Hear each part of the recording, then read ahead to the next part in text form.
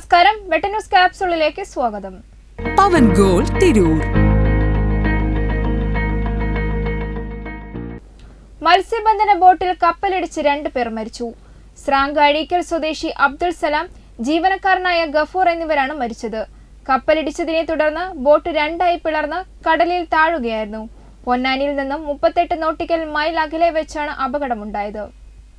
Mayuri furniture, electronics, home appliances, Thazhepalam, Tirur. കപ്പലിടിച്ചതിനെ തുടർന്ന് boat 2 പിളർന്ന് കടലിൽ താഴുകയായിരുന്നു. ഇന്ന് പുലർച്ചെ 1:30-ക്കാണ് അപകടമുണ്ടായത്. അഴീക്കൽ സ്വദേശി മരക്കാട്ടെ നൈനാറിന്റെ ഉടമസ്ഥതയിലുള്ള ഇസ്ലാഹി എന്ന ബോട്ടാണ് അപകടത്തിൽപ്പെട്ടത്.